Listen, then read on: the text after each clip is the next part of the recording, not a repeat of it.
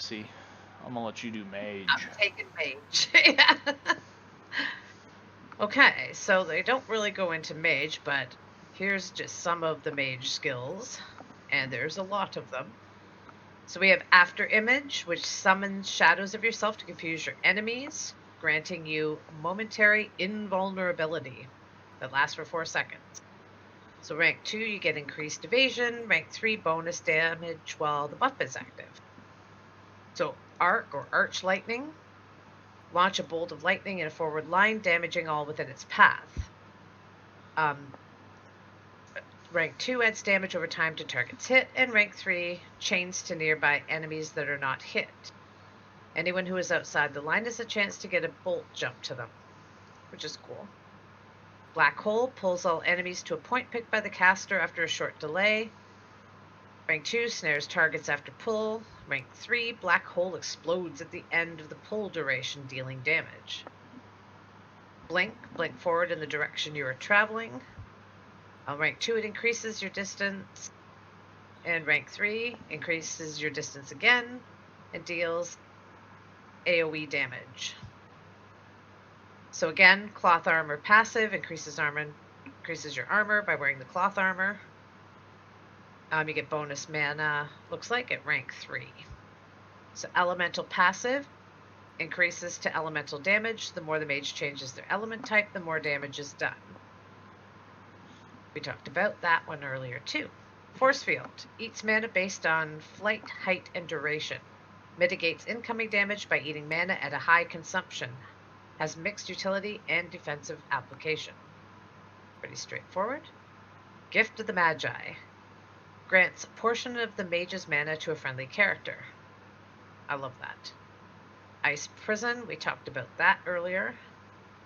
Ice Sheet creates an area where enemies are knocked down. Implosion, launch a powerful burst of fireball against a single target.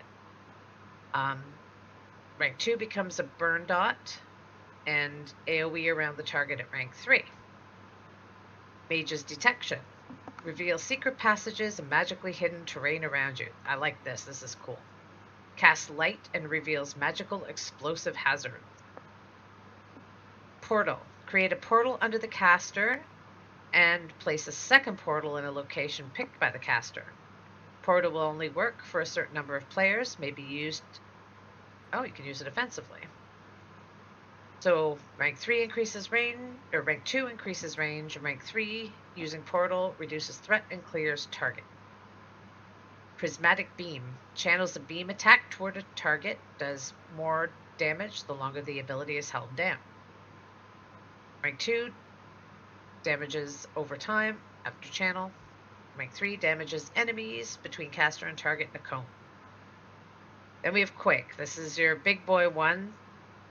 When your focus, I guess it's probably a focus bar that you have. When your focus is at 80%, cast this spell to split the earth before you, launching a line of AoE damage.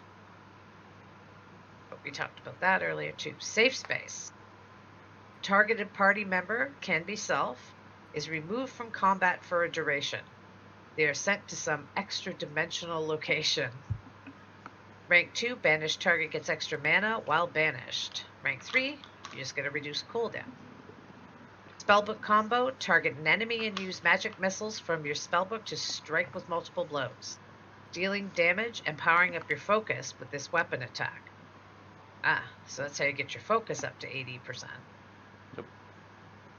And Tentacles, again, we talked about that earlier, creates an AoE around the caster that roots targets. Rank 2 adds DOT to targets and increases range. Rank 3, again, increased duration. That's pretty cool. So it looks like, yeah, that spellbook combo is going to be a focus builder. Yeah. That was the first time I actually saw like a focus building added to that. Yeah. But I have a feeling every one of your attacks in some way or form will probably add some focus, but we will see, right? Yeah. That's a lot of skills for the mage compared to everybody else. Well, the ranger, like I said, Ranger. they've done ranger, mage, and tank. The other ones they haven't really hashed out yet, sadly. So Ranger. They will. Yeah. Ranger, so this is bow combo. So target an enemy, use your bow to strike with 2 arrows, dealing damage and power up your focus. So here's a power up your focus. With weapon attack. At rank 2, prepares 4 arrows. Rank 3, prepares shots. Work on all arrow attacks. Okay. Flame line, shoot an arrow that leaves behind a trail of flames. Rank 2, arrow explodes upon reaching the end of its distance. Rank 3, enemies taking burn damage for entering the flames. So that's pretty cool. Let's see. Fleeting shot, retreating shot, rolls back and does damage. Increases your range at rank 2, and then breaks crowd control at rank 3. So you definitely need that rank 3. Probably if you're going to do more so PvP, to be honest. Let's see. Hell of Arrows. If your focus is, so this is your big boy one. If your focus is 80%, use a skill to summon a template, which a template I'm pretty sure is just an AoE like area thing. And launch multiple arrows within the template. Rank 2 is adds movement slow. Rank 3 adds damage over the time to targets in the area. So jump, of course, dash with cooldown. Rank 2 cooldown is replaced with charges with individual cooldown. Rank 3 drops a bear trap at a location the ranger dashed from. So I feel like rangers are going to be little hoppy guys. Let's see. Knockback shot. Knocks the target back X distance. Rank 2 adds damage. Rank 3 adds knockdown. They're going to be light armor. So like I said, I think it's going to be leather or mail, but it'll probably be a combination of both, looks wise. So rank 1 increases armor given by light armor. Rank 2 further increases armor given by light armor. Rank 3, each piece of light armor increases damage. Marked arrow. Target enemy to use this skill, causing this enemy to take additional physical damage. So that'll definitely be something to use like on a boss, or even better, if you're a PvP, you actually probably want to hit a healer with that. So then that healer takes more damage. Rank 2, enemy takes additional magic damage. Rank 3 increases the duration of this debuff. So yeah, that'll be definitely a really good attack to use on a healer and a boss.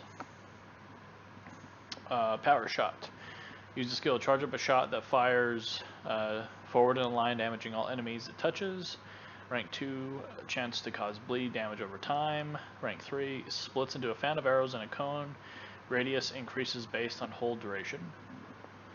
See, I like how those little things, like, you don't just press a button and then it's like, oh, it does its thing. Like, it actually, you need to hold on to that for it to actually, the longer you hold it. And I think that's that risk versus reward, right, Missy? Is if you're standing there taking damage, but you're doing a lot of damage by standing there holding it down, then that's like your risk versus reward. Range passive, reduces minimum range of all abilities. Rank 2 increases max range of all abilities. Rank 3 increases crit chance. This effect has a cooldown. Slice, cone melee attack. So here's kind of like your melee abilities here. Rank 2 becomes a 360 melee attack. And rank 3 adds hemorrhage bleed damage. Snare, so foot pin roots target in place. Second, rank 2 adds a bleed. Rank 3 snares after root expires. Sniper's Eye summons a zone around you. While within the zone, deal 200 damage for all attacks. I definitely will have to check out a ranger because a lot of these attacks seem really cool and effective. Yeah, it's kind of like an amped up hunter. Yeah. Well, even like a bard, even in like Final Fantasy, kind of. Some of the stuff in there. Well, technically, there's already a bard, but yeah, ranger. I want to travel with a ranger. Right. Because they can destroy the crowd control. Yeah, definitely. So sprint, of course, increases movement speed. Use an ability in Sprint. Rank 2, increased resistance to disable abilities. Rank 3, clears crowd control when Sprint starts and removes silence. Track, uses skill to show nearby tracks leading to unknown adventures. That's pretty cool. And Trap, of course, places a bear trap underneath the caster that holds him in place and does damage. Also holds target in place and does damage. Rank 2, Trap Stun instead of Root. Trap stun instead of Root, yeah. And then rank 3, of course, places 2 traps. I guess I'll do Rogue. Now, see, go ahead. This is interesting. So the Ranger has Track. That's going to lead you to unknown adventures. Now, the Mage has Mage's Detection, which reveals secret passages and magically hidden terrain, which will lead to new adventures. So I wonder if everybody's going to be able to do that. No. If they will all have something. And if it is specific, if you're in a party with me and you're a tank, will you be able to come with me? Yeah. Yeah. Yeah. I would say that it's yeah, I don't, the way that I'm seeing them develop in this game is not everybody's going to have everything. Like that is truly their philosophy. So yeah, no, you'll be able, like, I'll have to be like, hey Missy, like, let's go look around. Look around, like, see if there's anything, and then because you'll probably be a wall, and then you'll have to, or it'll be like a rock. We kind of showed it in that video where there was a rock and the Mage lifted it up and then imploded the rock practically, and then you got to go into the dungeon. So great, you're gonna make me your meat shield. Yes. All right. Yeah, I guess. You want to do rogue skills, Miss A? Alright, so rogue skills. All classes are capable adventurers, but rogues excel at delving the deepest dungeons and finding the most hidden of treasures. Rogues will have utility skills that enable them to discover hidden doors, traps, and additional treasures. So the rogue will have something too. Yep. These will be randomly spawned throughout the different times of the day to ensure that encounters are not the same each time. If you're in a party and you have a rogue that's available, they'll be able to use that utility skill to discover these random doors that might exist in a dungeon. Now, the way we make it so that it's not essentially the same door every time, and it's just a first-time thing, and every time thereafter you know where the door is at, is these locations are randomly spawned throughout different times of the day, so they'll change essentially as you go into a dungeon at different times.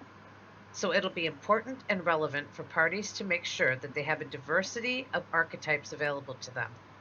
And in particular for the rogue's case, because they can find those hidden type doors and then have access to different types of loot tables based off of that. Yep. So you want a rogue in a dungeon. So it seems like the Mage reveals secret passages in the terrain, but the rogue will be able to open things in dungeon. So you're going to want a Ranger to find the tracks that lead you to the enchanted wall that the Mage needs to disenchant. And then once you're finally in the dungeon, you need the rogue to actually find treasure. And you need a tank to, protect you all. Protect us. Yeah.